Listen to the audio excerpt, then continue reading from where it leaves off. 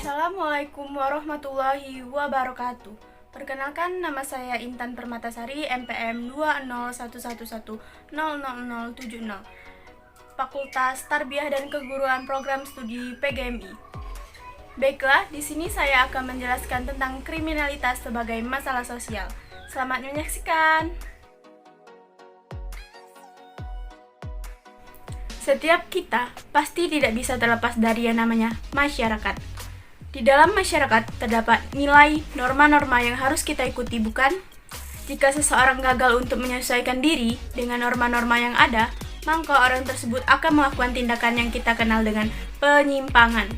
Namun, jika tindakan tersebut melanggar hukum pidana yang berlaku di masyarakat, maka orang tersebut akan terlibat dalam tindakan kriminalitas. Nah, tidak semua tindakan yang menyimpang merupakan tindakan kriminalitas, karena penyimpangan akan menjadi sebuah kejahatan ketika lembaga masyarakat melihat penyimpangan tersebut sebagai perilaku yang melanggar hukum ataupun undang-undang.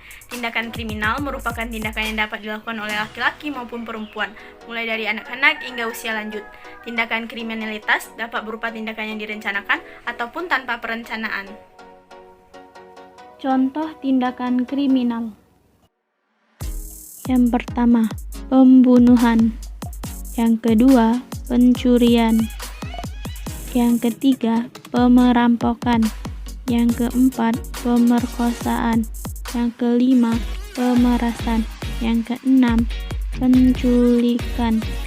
Yang ketujuh, korupsi. Yang kedelapan, intimidasi. Yang kesembilan, penyalahgunaan obat-obatan. Mengapa sih kriminalitas bisa muncul? Ada beberapa faktor yang mendorong timbulnya kriminalitas. Yang pertama, terjadinya perubahan sosial ekonomi politik, misalnya perang dan pengangguran. Yang kedua, pemerintahan yang lemah dan korup. Yang ketiga, masalah pendudukan dan kesulitan ekonomi. Yang keempat, pengembangan sikap mental yang salah, misalnya ambisi yang berlebihan untuk menaikkan status sosial seseorang. Yang kelima, kurangnya teladan dari orang yang dituakan. Misalnya, seseorang anak yang memiliki ayah yang terbiasa mencuri, maka dia akan belajar tindakan sang ayah dan membenarkan tindakan tersebut karena memiliki teladan yang salah di dalam hidupnya. Yang keenam, proses imitasi yang salah. Yang ketujuh, proses belajar yang salah yang diperoleh dari media baik elektronik maupun cetak. Ada dua teori munculnya tindakan kriminalitas.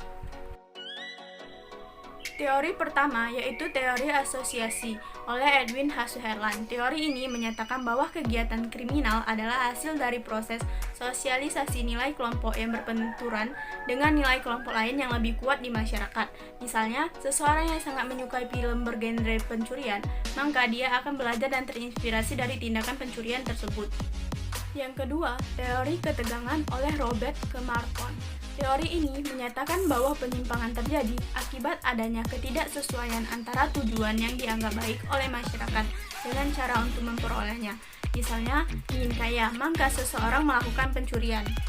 Jika kita lihat dari penjelasan tadi, maka tindakan kriminalitas harus kita tanggulangi baik secara preventif melalui himbauan dan juga penyuluhan, dan juga melalui represif melalui penangkapan, pemenjaraan, dan juga penembakan.